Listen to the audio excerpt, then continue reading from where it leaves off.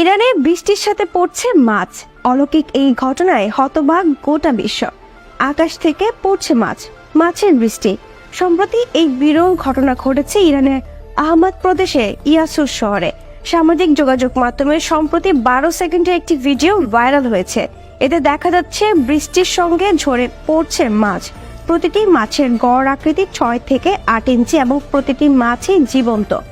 জানা গেছে গত 4 মে ভারী বর্ষণের সময় অজস্র মাছ ঝরে পড়েছে ইয়াসুর শহর জুড়ে।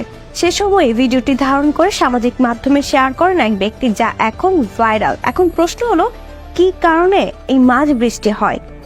বিজ্ঞানীদের মতে মাছ বৃষ্টি অস্বাভাবিক হলেও প্রকৃতিতে এই ঘটনা ঘটেই থাকে। মাছ সমৃদ্ধ কোনো কম গভীরতার জলাশয়ের উপর দিয়ে ঘূর্ণিঝড়ের ঘূর্ণিবায়ুর কেন্দ্র বয়ে যাওয়ার সময় পানিতে থাকা ছোট ছোট মাছ, ব্যাঙ সবকিছুই ঘূর্ণিবায়ুর সঙ্গে আকাশে উঠে ঝড়ের সঙ্গে অনেক দূরে যেতে পারে।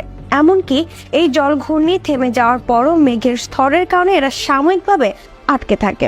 ঝড় ও জল ঘূর্ণি থেমে গেলে বৃষ্টির সঙ্গে ঝরে পড়ে জলজ প্রাণীগুলো। এর আগে 2021 সালের ডিসেম্বরও যুক্তরাষ্ট্রের টেক্সাস অঙ্গরাজ্যের টেক্সারকানা শহরে এমনই ঘটনা ঘটে। ওই শহরের বাসিন্দারা ঝড় বৃষ্টি চলাকালীন আচমকা বিকট শব্দ শুনতে পান। শহরবাসী বাইরে বের হয়ে দেখেন আকাশ থেকে শত শত মাছ পড়ছে।